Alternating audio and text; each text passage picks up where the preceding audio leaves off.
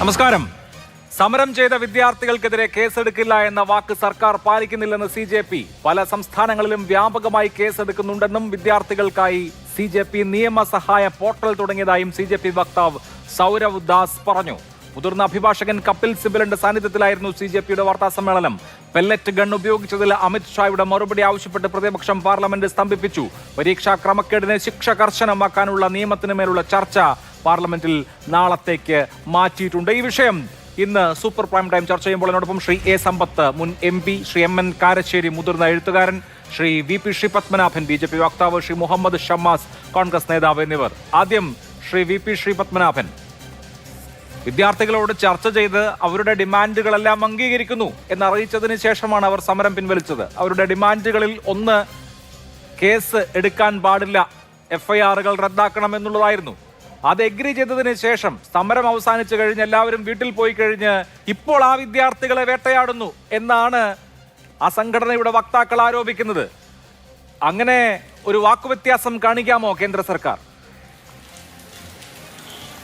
അല്ല, അവർ തന്നെ പത്രസമ്മേളനം നടത്തി പറഞ്ഞിട്ടുണ്ട്, ഈ അക്രമ സംഭവങ്ങൾ നടത്തിയത് ഞങ്ങളെ ആൾക്കാരല്ല, അത് പുറമേ നിന്ന് വന്ന ആൾക്കാരാണ്, അവർക്കെതിരെ നടപടിയെടുക്കുന്നതിൽ ഞങ്ങൾക്ക് യാതൊരു വിരോധവുമില്ല എന്ന്.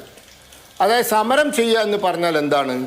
വഴി തടസ്സപ്പെടുത്തുക, സമ്മതമില്ലാതെ ജാഥ നടത്തുക, പിന്നെ നിരോധനാജ്ഞ ലംഘിക്കുക, ഇതൊക്കെയാണ് സമരം. അല്ലാണ്ട് പൊതുമുതൽ നശിപ്പിക്കുക, പോലീസുകാരെ ആക്രമിക്കുക, മാധ്യമപ്രവർത്തകയോട് ലൈംഗിക ചേഷ്ടകൾ കാണിക്കുക, ഇതൊന്നും സമരമല്ല. ഇപ്പോൾ ഇത്തരത്തിലുള്ള ഗുരുതരമായ കുറ്റകൃത്യങ്ങൾ ചെയ്ത ആളുകൾക്കെതിരെയുള്ള കേസുകളൊന്നും പിൻവലിക്കാൻ സാധ്യമല്ല. കാരണം അത് സുപ്രീം കോടതി തന്നെ നിരവധി തവണ പറഞ്ഞിട്ടുണ്ട്. അതിഗുരുതരമായ സ്വഭാവമുള്ള, പൊതുമുതൽ നശിപ്പിക്കുന്ന, പോലീസുകാരെയും മറ്റു ആൾക്കാരെ ആക്രമിക്കുന്ന കേസുകളൊന്നും അങ്ങനെ പിൻവലിക്കാൻ സാധ്യമല്ല. പക്ഷേ CJP പ്രവർത്തകർക്കെതിരെയുള്ള നിരോധനാജ്ഞാ ലംഘനം, സമ്മതമില്ലാണ്ട പ്രകടനം നടത്തുക, റോഡ് തടസ്സപ്പെടുത്തുക, ഇതൊക്കെ പിൻവലിക്കും. ഇങ്ങനത്തെ ഒരു കേസും ഉണ്ടാവില്ല. പിന്നെ പട്നയിലും പിന്നെ ബംഗാളിലൊക്കെ നടന്നത് വലിയ അക്രമ സംഭവങ്ങളാണ്. അതിൽ CJP-ക്കാരൊന്നുമല്ല, അതൊക്കെ RJD-ക്കാർ, തൃണമൂൽ കോൺഗ്രസ്സുകാരാണ്. അവർ വലിയ സംഘടിതമായ രീതിയിൽ വന്ന് അക്രമം കാണിച്ചതാണ്. അത് അവിടുത്തെ സർക്കാർ അവിടുത്തെ നിയമപ്രകാരം കേസെടുക്കും. അത് അവിടുത്തെ കാര്യമാണ്. അതും ഡൽഹി സമരമായിട്ട് ഒരു ബന്ധവുമില്ല. ഒരു ഡൽഹി സമരത്തിന്റെ പേരിൽ RJD-യും തൃണമൂൽ കോൺഗ്രസും ഒക്കെ തെരുവിലിറങ്ങിയതാണ്. പോലീസിന്റെ ഭാഗത്തുനിന്ന് ഉണ്ടായതോ? പോലീസിന്റെ ഭാഗത്ത് AK-47 തോക്ക് ഉപയോഗിച്ചിട്ടുണ്ട് ബീഹാറിൽ. RAF ഡൽഹിയിൽ പെല്ലറ്റ് ഗൺ ഉപയോഗിച്ചിട്ടുണ്ട്. അത് SOP-ക്ക് വിരുദ്ധമായിട്ടാണ്, സ്റ്റാൻഡേർഡ് ഓപ്പറേറ്റിംഗ് പ്രൊസീജിയറിന് വിരുദ്ധമായിട്ടാണ് എന്ന് സീമ ധുമ്നിയ, ഈ RAF-ന്റെ മേധാവി തന്നെ അവരോട് വ്യക്തമാക്കിയിട്ടുള്ള കാര്യമാണ്. അപ്പോൾ മാർഗനിർദ്ദേശങ്ങൾ ലംഘിച്ചുകൊണ്ട് പെല്ലറ്റ് ഗൺ ഉപയോഗിക്കുക, AK-47 ഉപയോഗിക്കുക, വനിതകളുടെ മുഖത്ത് അടിക്കുക തുടങ്ങിയ കുറ്റകൃത്യങ്ങൾ ചെയ്ത പോലീസുകാർക്കോ അവർക്കിതൊന്നും ബാധകമല്ലേ? അല്ല അഭിലാഷേ, ഈ ഞാനും നിങ്ങൾ സംസാരിക്കുന്നത് കേരളത്തിൽ നിന്നല്ലേ? ഇവിടുത്തെ DGP ആരാ? രവത ചന്ദ്രശേഖരല്ലേ?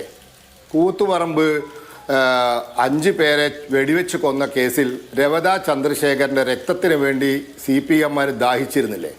അന്ന് രവത ചന്ദ്രശേഖരനെതിരെ FIR ഇട്ട് സുപ്രീം കോടതി വരെ നടത്തിച്ചില്ലേ? ഇപ്പോൾ എന്തായി? അതേ രവത ചന്ദ്രശേഖരനെ മാർക്സിസ്റ്റുകാർ കേരളത്തിൻ്റെ DGP ആക്കിയില്ലേ? അപ്പോൾ ഈ രാജ്യത്ത് സമരം ചെയ്യാൻ പോയാൽ പോലീസുകാരടിക്കും, പോലീസുകാർ കണ്ണീർവാതകം ഉപയോഗിക്കും. അക്രമാസക്തമായ സമരം ചില സാഹചര്യങ്ങളിൽ വെടിവെപ്പൊക്കെ ഉണ്ടാവും. ഇതൊക്കെ സ്വാഭാവികമാണ്. ഇതൊക്കെ ഈ രാജ്യത്ത് ഇന്നും ഇന്നലെയും തുടങ്ങിയതൊന്നല്ല. ഞാൻ ചോദിക്കട്ടെ, കോൺഗ്രസ്സുകാർ ഇന്ന് വരെ കൂത്തുപറമ്പ് വെടിവെപ്പിനെ തള്ളി പറഞ്ഞിട്ടുണ്ടോ? അവരത് ശരിയാണെന്ന് വിശ്വസിക്കുന്നവരാ. അന്ന് ഏത് രവത ചന്ദ്രശേഖരൻ്റെ രക്തത്തിന് വേണ്ടിയാണോ CPM-മാർ ദാഹിച്ചത്, ആ രവത ചന്ദ്രശേഖരനെ അതേ CPM-മാർ പിടിച്ചിട്ട് DGP ആക്കി. അവർക്ക് വേണേൽ വേറൊരാളെ ആക്കാമായിരുന്നു, പക്ഷേ അയാളെ തന്നെ ആക്കി.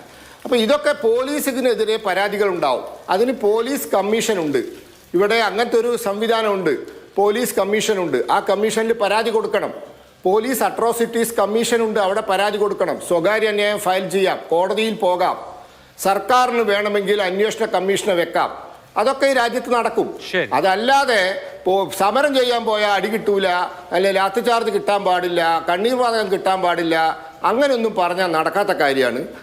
നമ്മളൊക്കെ, ഞാൻ സമരം ചെയ്യാൻ പോയിട്ടുണ്ട്, ഇതൊക്കെ അനുഭവിച്ച ആൾക്കാരാണ് ഞങ്ങളൊക്കെ.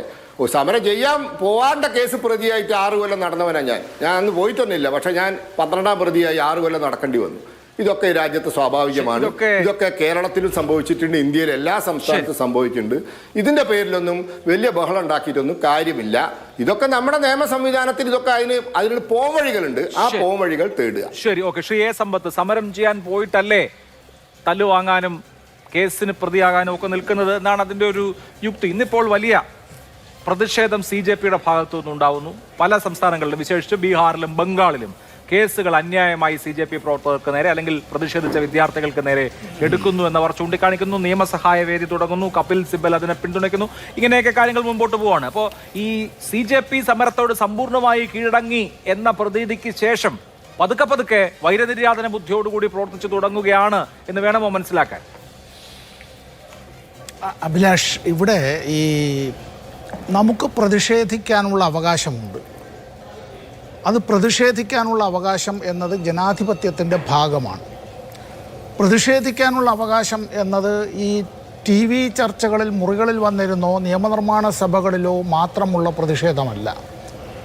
ആ പ്രതിഷേധം വീടിനകത്ത് മാത്രമല്ല, വീടിന് പുറത്തേക്കും പൊതു ഇടങ്ങളിലേക്കും എല്ലാം അത്തരത്തിലത് വ്യാപിക്കും. ഇപ്പോൾ ഇത് ഇന്നലെ പുറത്തിറങ്ങിയ മാതൃഭൂമി ദിനപത്രമാണല്ലോ.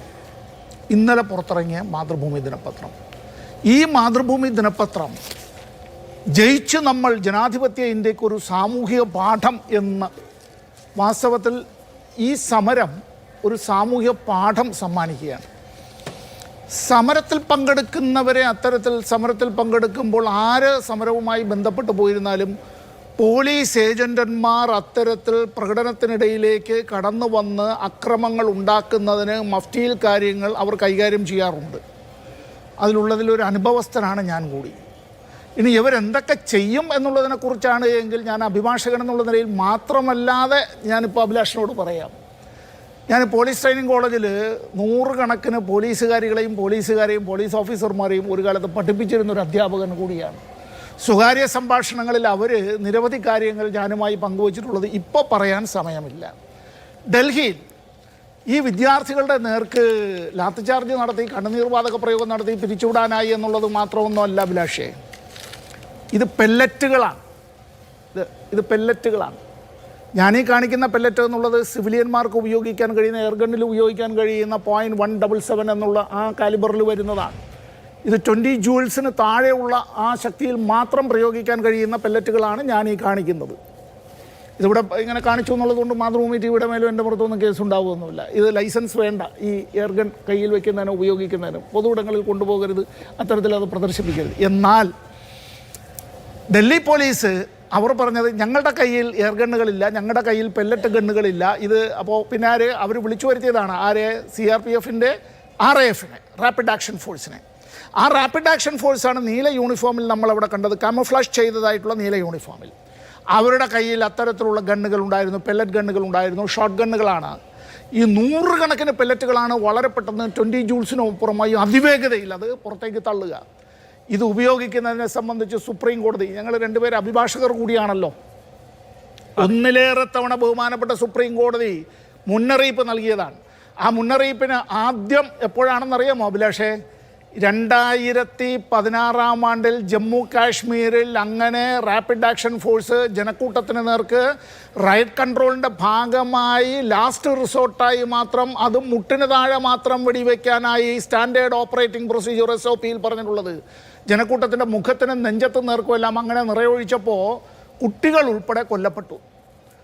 ഐക്യരാഷ്ട്രസഭ, ലോക മനുഷ്യാവകാശ സംഘടന, ഇന്ത്യയുടെ സുപ്രീം കോടതി എല്ലാം ഇടപെട്ടു. ഒന്നിലേറെ തവണ മുന്നറിയിപ്പ് നൽകി. ആരാണ് RAFനെ ഡൽഹിയിലേക്ക് വിളിച്ചത്? ഡൽഹി പോലീസ് പ്രവർത്തിക്കുന്നത് യൂണിയൻ ആഭ്യന്തര മന്ത്രി കാര്യാലയത്തിൻ്റെ നേരിട്ടുള്ള നിയന്ത്രണത്തിലാണ്, അല്ലാതെ വിദ്യാഭ്യാസ വകുപ്പിൻ്റെ കീഴിലല്ല, ഡൽഹി മുഖ്യമന്ത്രിയുടെ കീഴിലല്ല. അപ്പോൾ അങ്ങനെയാണ് എങ്കിൽ ഇവരുപയോഗിച്ച ഈ പെല്ലറ്റ് ഗണ്ണുകൾ, ഒന്ന് ആരാണ് RAFനെ വിളിച്ചത്? ആ RAF ഇത് ഉപയോഗിച്ചില്ല എന്ന് RAFൻ്റെ IG പറയുമ്പോഴും ഇന്നലെ RAFൻ്റെ IG-യുടെ പ്രസ്താവന പുറത്തു വന്നിട്ടുണ്ട്. ഇത്തരം കാര്യങ്ങൾ ഉപയോഗിക്കുമ്പോൾ വളരെ സൂക്ഷ്മത വേണം, ജാഗ്രത വേണം, ജനക്കൂട്ടത്തിന് നേർക്കത് ഉപയോഗിക്കാൻ പാടില്ല. It should be used as A last resort എന്നുള്ളതും SOP പാലിക്കണം എന്നുമുള്ളത്. ലാത്തിയിൽ ആണി വെച്ചടിച്ചിട്ട് അതുകൊണ്ട് കുട്ടികളെ മർദ്ദിക്കുക എന്നുള്ളത് ഏത് പ്രയോഗമാണ്? എത്തരത്തിലുള്ള പ്രയോഗമാണ്? അത് ന്യായീകരിക്കണം അല്ലേ? നമുക്ക് സിവിലിയൻ ഡ്രസ്സിൽ ചില ആളുകൾ വന്നിട്ട് ഒരു പോലീസ് ഉദ്യോഗസ്ഥരാണോ അല്ല മറ്റുള്ളവരാണോ അത്തരത്തിൽ കുട്ടികളെ വേട്ടയാടിയത്? ന്യായീകരണമൊന്നും കൊണ്ട് കാര്യമില്ല. ലോകത്തിൽ ഏറ്റവും കൂടുതൽ കുട്ടികൾ എഴുതിയിട്ടുള്ള ഒരു പരീക്ഷയാണിത്. ലോകത്തിൽ 184 രാഷ്ട്രങ്ങളിൽ ഒരിടത്തും ഇത്തരത്തിൽ 22.79 ലക്ഷം, ഏതാണ്ട് 1/4 കോടി കുട്ടികൾ എഴുതിയ ഒരു പരീക്ഷയുമില്ല. സിവിൽ സർവീസ് പരീക്ഷയ്ക്ക് പോലും ഇത്രയും കുട്ടികൾ എഴുതുന്നില്ല നമ്മുടെ രാജ്യത്ത്. ആ പരീക്ഷയിലാണ് ഇത്തരത്തിലുള്ള ഈ പന്താട്ടം നടന്നത്. ഇത് ലേലം വിളിയാണ് നടന്നത്. കുട്ടികളുടെ ആത്മഹത്യ, നമ്മുടെ ആ കുട്ടികളെ വാസ്തവത്തിൽ ആ കുട്ടികൾക്ക് ആദരാഞ്ജലി എന്നും അർപ്പിക്കേണ്ടതായിട്ടുണ്ട്. എന്തൊക്കെ ആകേണ്ടിയിരുന്ന കുട്ടികളാണ്. ഇവിടെ വാസ്തവത്തിൽ ഇതിനു മുമ്പ് നടന്ന കർഷക പ്രക്ഷോഭം, അതിനു മുമ്പ് പൗരത്വ നിയമ ഭേദഗതിക്കെതിരായിട്ട് നടന്ന പ്രക്ഷോഭം ഓർമ്മയുണ്ടല്ലോ. ജയപ്രകാശ് നാരായണൻ്റെ നേതൃത്വത്തിൽ ഒരു കാലത്ത് നടന്നതായ ഐതിഹാസികമായ പ്രക്ഷോഭം ഇന്ത്യയിൽ രാഷ്ട്രീയ മാറ്റത്തിനും ഏകകക്ഷി ഭരണത്തിനും അന്ത്യം കുറിച്ചുകൊണ്ടൊരു മാറ്റം ഉണ്ടാക്കിയത്. ഇവിടെ ഏകാധിപത്യം എന്നുള്ളത് അടിച്ചേൽപ്പിക്കുന്നതിന് ഇത്തരത്തിൽ ഭരണകൂടം ഫ്രാങ്കൻസ്റ്റീനായി മാറുന്നു എങ്കിൽ ആ ഫ്രാങ്കൻസ്റ്റീനെ പിടിച്ചു കെട്ടാൻ ആ യുവതലമുറയ്ക്ക് കഴിയുമെന്ന് തന്നെയാണ് അവർ കാട്ടിത്തന്നത്. പാറ്റകളെന്ന് വിളിച്ചത് കൊണ്ട് മാത്രം അവർ പാറ്റകളാകുന്നില്ല, അവർ ഭാവിയുടെ പ്രതീക്ഷകൾ തന്നെയാണ്, കരുത്താണ്. ശരി, ശ്രീ എം എൻ കാരശ്ശേരി, വിദ്യാർത്ഥി സമൂഹം ഇന്ന് പരാതിയുമായി വരുന്നു. തെരഞ്ഞു പിടിച്ച് വേട്ടയാടുന്നു എന്ന പ്രശ്നം അവരെ സംബന്ധിച്ചുണ്ട്. അതേസമയം തന്നെ ചോദ്യപേപ്പർ ചോർച്ച ഇനി ആവർത്തിക്കാതിരിക്കാൻ, ഉണ്ടായാൽ കർശന ശിക്ഷ കൊടുക്കാനൊക്കെയുള്ള നിയമം ചർച്ച ചെയ്യുകയാണ് നാളെ പാർലമെന്റിൽ. ഇന്ന് ചർച്ച ചെയ്യാനിരുന്നതാണ്, ഇന്നത്തെ ചർച്ച നാളത്തേക്ക് മാറ്റിയിരിക്കുന്നു. വീണ്ടും പ്രധാനമന്ത്രി ഒരു ടാസ്ക് ഫോഴ്സിനെ നിയോഗിച്ചിരിക്കുന്നു. നന്ദൻ നിലേക്കനി അധ്യക്ഷനായി. 2024 ചോദ്യപേപ്പർ ചോർന്നപ്പോഴും അന്നും ഒരു ടാസ്ക് ഫോഴ്സ് ഉണ്ടായിരുന്നു. അന്നും ISROയുടെ അന്ന് വിരമിച്ച തലവൻ അതിന്റെ ടാസ്ക് ഫോഴ്സിന്റെ പ്രധാനപ്പെട്ട ഘടകമായിരുന്നു. അപ്പോൾ ഇനി എപ്പോഴെങ്കിലും ചോർന്നാൽ വീണ്ടും ടാസ്ക് ഫോഴ്സ് ഉണ്ടാവുമെന്ന് അറിയില്ല. ഇത്തരത്തിലുള്ള നടപടികളൊക്കെ ഉണ്ടാവുന്നു, സത്വരമായ നടപടികൾ ഉണ്ടാവുന്നു. അതേസമയം പ്രതികാര നടപടി നേരിടേണ്ടി വരുന്നു എന്ന് വിദ്യാർത്ഥികൾ പരാതിപ്പെടുകയും ചെയ്യുന്നു. ഈ വിദ്യാർത്ഥി പ്രക്ഷോഭത്തിന്റെ ആഘാതത്തിൽ നിന്ന് കേന്ദ്ര സർക്കാർ മുക്തമായിട്ടില്ലേ എന്ന് തോന്നുന്നു? അഭിലാഷ്, ഗവൺമെൻറ്റുകൾ സമരത്തിന് നേരിടുമ്പോൾ അവർ ഇടയ്ക്ക് ജയിക്കും, ഇടയ്ക്ക് അവർ തോൽക്കും. ആ തോൽക്കുന്നതിൻ്റെ ഒരു അന്തസ്സ് ഗവൺമെൻറ് കാണിക്കണം. കേന്ദ്ര ഗവൺമെൻറ് തോറ്റു. എന്താ തോൽക്കാൻ കാരണം? അത്ര വലിയ അഴിമതിക്കെതിരായിട്ടാണ്. അതായത് നേരെ പറഞ്ഞ ക്വസ്റ്റ്യൻ പേപ്പർ മാഫിയ, അത് 1ഉം 2ഉം അല്ലല്ലോ, അബദ്ധം പറ്റിയതല്ലല്ലോ, അത് കോടിക്കണക്കിന് ഉറുപ്പിയുടെ അഴിമതിയാണ്, സ്വജനപക്ഷപാതമാണ്, കെടുകാര്യസ്ഥയാണ്. അതിൽ ഇന്ത്യയിലെ നാനാഭാഗത്തുള്ള വിദ്യാർത്ഥികളും യുവാക്കളും ഇളകി. ജന്തർ മന്ദറിൽ മാത്രമല്ലല്ലോ, അത് പാറ്റ്നയിലുണ്ട്, കൽക്കറ്റയിലുണ്ട്, ബോംബെയിലുണ്ട്, പലയിടത്തുണ്ട്. അപ്പോൾ അതാണ് ഞാൻ പറയുന്നത്. ധർമ്മേന്ദ്ര പ്രധാൻ രാജിവെച്ചു. അതോടുകൂടി ഗവൺമെൻറ്റിന് അത് വലിയ അവമാനമായിട്ട് തോന്നുകയാണ്. അങ്ങനെ തോന്നാൻ പാടില്ല. കാരണം ഈ കുട്ടികൾ ആവശ്യപ്പെടുന്നതിന് മുൻപേ അതിൻ്റെ ധാർമ്മികമായ ഉത്തരവാദിത്വം ഏറ്റെടുത്ത് രാജിവെച്ച് പുറത്തു പോകേണ്ട ഒരാളാണ് ധർമ്മേന്ദ്ര പ്രധാൻ. അപ്പോൾ അത്ര വലിയ കുഴപ്പമാണ് നടന്നത്. ഈ ആലോചിച്ച് നോക്കൂ, വാർത്തകൾ ശരിയാണെങ്കിൽ 23 കുട്ടികൾ ആത്മഹത്യ ചെയ്തു. അപ്പോൾ നമ്മുടെ വിദ്യാഭ്യാസ രംഗത്തിൻ്റെ അന്തസ്സ്, നമ്മുടെ യുവത്വത്തിൻ്റെ ഭാവി, ഇത്തരം കാര്യങ്ങളെപ്പറ്റി യാതൊരു ആധിയുമില്ലാതെ ഇപ്പോൾ ധർമ്മേന്ദ്ര പ്രധാൻ രാജിവെച്ചതിൻ്റെ പ്രതികാരമായിട്ട് ഈ തരത്തിൽ ഗവൺമെൻറ് ഒരു യുവജന വിദ്യാർത്ഥി പ്രക്ഷോഭത്തിന് മുമ്പിൽ മുട്ടുമടക്കി എന്നുള്ളത് ചീത്തപ്പേരാണ്. അങ്ങനെയല്ല, അത് ജനാധിപത്യത്തിൻ്റെ ഭാഗമാണത്. അവരത് കുട്ടികളുടെ ആ ഒരു ആർജവം, കുട്ടികളുടെ ആ ഒരു സമരാവേശം, അവരുടെ സാമൂഹ്യ പ്രതിബദ്ധത നമ്മൾ ബഹുമാനിക്കേണ്ടതാണ്. അപ്പോൾ അത് തിരിച്ചറിഞ്ഞ് നമ്മളതിനെ അംഗീകരിച്ച് കഴിഞ്ഞു. അബദ്ധം പറ്റി, അല്ലെങ്കിൽ ചില ആൾ തെറ്റ് ചെയ്തപ്പോൾ തീർച്ചയായിട്ടും ധർമ്മേന്ദ്ര പ്രധാൻ്റെ ഭാഗത്ത് വീഴ്ചയുണ്ട്. അതിന് ശിക്ഷ അദ്ദേഹത്തിന് കൊടുത്തു കഴിഞ്ഞു. ഇനി ഈ തരത്തിൽ ഒരു നിലവാരമില്ലാതെ ഗവൺമെൻറ് പെരുമാറുമ്പോൾ ഏതൊക്കെ തരത്തിലുള്ള യുവജനങ്ങളെയും വിദ്യാർത്ഥികളെയാണ് അവർ പ്രകോപിപ്പിക്കാൻ പോകുന്നത് വസ്തുത അവർക്ക് തന്നെ അറിഞ്ഞുകൂടാ. ഇപ്പോൾ നേരത്തെ സംസാരിച്ച ശ്രീ പത്മനാഭൻ അത് തല്ലുകൊള്ളും എന്ന് പറഞ്ഞു. ഇപ്പോൾ സുപ്രീം കോടതി പറയുന്നു ഈ സമരക്കാരുടെ നേരെ അനർഹമായ തരത്തിൽ ബലം പ്രയോഗിച്ചിട്ടുണ്ട്, അവരോട് അക്രമം കാണിച്ചിട്ടുണ്ട്. ഞാൻ പറയുന്നതല്ല, നമ്മൾ കണ്ടതാണല്ലോ ഈ വീഡിയോയിലും ചിത്രങ്ങളിലൊക്കെ. അപ്പോൾ പിന്നെ അവിടെ ഇവരുടെ പക്ഷത്ത് ചേർന്ന് ആരെങ്കിലും അക്രമം കാണിച്ചാൽ അത് അന്വേഷിക്കാം. പക്ഷേ ഈ കുട്ടികളെ വിശ്വാസത്തിലെടുക്കാതെ അവരുമായിട്ട് മധ്യസ്ഥ ചർച്ചയിൽ അംഗീകരിച്ച കാര്യങ്ങൾ വാക്ക് പാലിക്കാതെ പിന്നോട്ട് പോവുക എന്ന് പറയുമ്പോൾ വീണ്ടും ഗവൺമെൻറ് നാണം കെടുക. ഇതിലൊരു പ്രശ്നമുള്ളത്, ഈ കാര്യങ്ങളൊക്കെ ലോകത്തിൻ്റെ നാനാഭാഗത്തുള്ള ആളുകൾ കാണുന്നുണ്ട്.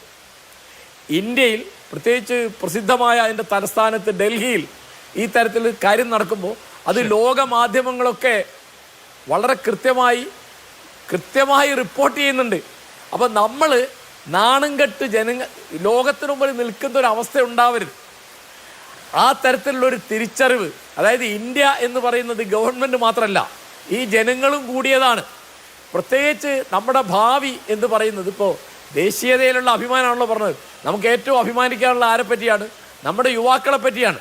അപ്പോൾ അവർക്ക് പരീക്ഷയിൽ വിശ്വാസമില്ല, അവർക്ക് ഭാവിയിൽ ഒരു തരത്തിലുള്ള പ്രതീക്ഷയും ബാക്കിയില്ല, അവർ ആത്മഹത്യ ചെയ്യുന്നു. എന്നിട്ട് ഒരു കുട്ടി ആത്മഹത്യ ചെയ്താൽ തന്നെ ഭയങ്കരമല്ലേ കാര്യം. ഇപ്പോൾ 23 പേര് ആത്മഹത്യ ചെയ്തു, അനവധി കുട്ടികൾക്ക് ഇപ്പോൾ അവിടെ തല്ലുകൊണ്ടു. പിന്നെ അവരുടെ കൂട്ടത്തിൽ ആരെങ്കിലും എന്ത് ചെയ്തെന്ന് പറയാൻ എനിക്ക് അറിഞ്ഞുകൂടാ. തീർച്ചയായിട്ടും അവിടെ പോലീസ് പ്രകോപനം ഉണ്ടാക്കി എന്നുള്ളതിന് യാതൊരു സംശയമില്ല. കാരണം ആ സമരത്തിൽ പങ്കെടുക്കുന്ന ഒരു പെൺകുട്ടിയുടെ മുഖത്തടിക്കുക എന്നുള്ളത് പോലീസിൻ്റെ ആക്ഷനാണോ? അല്ലല്ലോ. പിന്നെ സമരക്കാരെ മുഴുവൻ തച്ചൊതുക്കുക എന്നത് ഒരു പോലീസ് നയമാണ് എന്നാണ് ഇപ്പോൾ ഇവിടെ പറഞ്ഞു കേട്ടത്. അതൊരു സർക്കാരിൻ്റെ നയമാവാൻ പാടില്ലാത്തതാണ്. അതായത് അക്രമം കാണിക്കാതെ നോക്കുക സമരക്കാർ, മറ്റ് ബഹുജനങ്ങൾക്ക് അതുകൊണ്ട് ബുദ്ധിമുട്ടില്ലാതെ നോക്കുക. ആ തരത്തിലുള്ള ഒരു പണിയാണ് പോലീസ് എടുക്കേണ്ടത്. ഇവിടെ ഇപ്പം നമ്മൾ കണ്ടത് അടിച്ചൊതുക്കുന്ന പണിയാണ്. അപ്പോൾ ആ സമരത്തെ ചോരയിൽ മുക്കിക്കൊല്ലാം എന്ന് വിചാരിച്ചു, അത് കൃത്യമായി പരാജയപ്പെട്ടു. ഇനിയിപ്പോൾ പ്രധാൻ രാജിവെച്ചതിൻ്റെ പ്രതികാരവുമായിട്ട് ഗവൺമെൻറ് വരുന്നത് നമ്മുടെ ജനാധിപത്യത്തെ ദുർബലമാക്കും. സംഘർഷങ്ങൾ വർദ്ധിക്കുക ചെയ്യും. സംഘർഷം ഇപ്പോൾ ഒന്ന് അയഞ്ഞിട്ടുണ്ട്, അത് വർദ്ധിപ്പിക്കുന്ന പണി ഗവൺമെൻറ് എടുക്കുന്നത് നമ്മുടെ നാട്ടിലെ സമാധാന അന്തരീക്ഷം. പല തരത്തിലുള്ള അപവാദ പ്രചരണങ്ങൾ നടക്കുന്നുണ്ട്, അവിടെ ഉള്ളതും ഇല്ലാത്തതുമായ കാര്യങ്ങൾ പറയുന്നുണ്ട്. പിന്നെ ഇതിൻ്റെ ഇടയ്ക്ക് ഇപ്പോൾ അവിടെ പരാജയപ്പെട്ടൊരു സാധനം, ജാതിയും മതവും പറഞ്ഞിട്ട് ഒന്നും കളിക്കാൻ പറ്റില്ല എന്ന് ആ കുട്ടികൾ തെളിയിച്ചു. കാരണം അവർ ഉയർത്തിപ്പിടിച്ച ഒരു പുസ്തകം ബൈബിളോ ഖുർആനോ ഗീതയോ ഗുരു ഗ്രന്ഥ സാഹിബോ അല്ല, ഭരണഘടനയാണ്. അവരുടെ കയ്യിലേന്തിയ കൊടി എന്ന് പറയുന്നത് നമ്മുടെ ദേശീയ പതാകയാണ്. അവർ പാടിയിരുന്ന പ്രധാനപ്പെട്ട പാട്ട് നമ്മുടെ ദേശീയ ഗാനമാണ്. അപ്പോൾ അവരെ ദേശദ്രോഹികൾ എന്ന് വിളിച്ചു, തീവ്രവാദികൾ എന്ന് വിളിച്ചു, അവർക്ക് വിദേശ ഫണ്ടുണ്ട് എന്ന് പറഞ്ഞു. ഈ തരം ചാപ്പ കൊണ്ടൊന്നും അവരെ നിർവീര്യരാക്കാൻ പറ്റിയില്ല. അപ്പോൾ ഇനിയിപ്പോൾ ഈ തരത്തിൽ പോലീസിൻ്റെ അല്ലെങ്കിൽ വേറെ അത്തരത്തിലുള്ള അർദ്ധസൈനിക സംഘങ്ങളുടെ ഒക്കെ ഗവൺമെൻറ്റിൻ്റെ ഒക്കെ സൗകര്യം ഉപയോഗിച്ച് ഇപ്പോൾ ഒരു സമരത്തിൽ പങ്കെടുത്താൽ 5 or 6 കൊല്ലം കേസ് നടക്കണം എന്ന് വന്നാൽ, ഇപ്പം നമ്മുടെ കോടതികൾ അറിയാമല്ലോ, അവർ നീണ്ടു പോകും. ഈ കുട്ടിക്ക് പഠിക്കാൻ സാധിക്കില്ല. അപ്പോൾ അവർക്ക് പഠിക്കാനോ പരീക്ഷ എഴുതാനോ നാളെ ജോലി സമ്പാദിക്കാനോ യാത്ര ചെയ്യാനോ ഒന്നും പറ്റാത്ത രീതിയിൽ അവരെ ക്രിമിനലുകളാക്കി നാളെ ഒരാൾ സമരത്തിന് വരുമ്പോൾ അനുഭവം ഇതാണ് എന്ന് ഭീഷണിപ്പെടുന്ന തരത്തിൽ ഒരു അന്തരീക്ഷം ഉരുണ്ടുകൂടുന്നുണ്ടോ? അത് ജനാധിപത്യ വിരുദ്ധമായ ഒരു അന്തരീക്ഷമാണോ ഉണ്ടായി വരുന്നത് എന്ന് സംശയിക്കാവുന്ന രീതിയിലാണ് കാര്യങ്ങൾ പോകുന്നത്. അത് അങ്ങേയറ്റം നിർഭാഗ്യകരമാണ്. നമ്മൾ നമ്മുടെ യുവതയോട് ഇങ്ങനെ ചെയ്യാൻ പാടില്ല. ശരി, ശ്രീ മുഹമ്മദ് ഷമ്മാസ്, വിദ്യാർത്ഥികളെ സംബന്ധിച്ച് ഒരുപാട് പോരാട്ടം ഇനിയും ബാക്കിയുണ്ട് എന്നാണോ ഇന്നത്തെ സംഭവ വികാസങ്ങൾ നൽകുന്ന സൂചന? നിയമനിർമ്മാണം, ശിക്ഷ ശക്തിപ്പെടുത്തൽ, ടാസ്ക് ഫോഴ്സിന്റെ രൂപീകരണം, അതൊക്കെ അതിന്റെ അഡ്മിനിസ്ട്രേറ്റീവായ വഴിക്ക് നടക്കുമ്പോൾ പോരാടിയ സമരം ചെയ്ത വിദ്യാർത്ഥികൾ ഇപ്പോഴും ഭീഷണിയുടെ മുനയിലാണ് എന്ന് വേണമോ കരുതാൻ?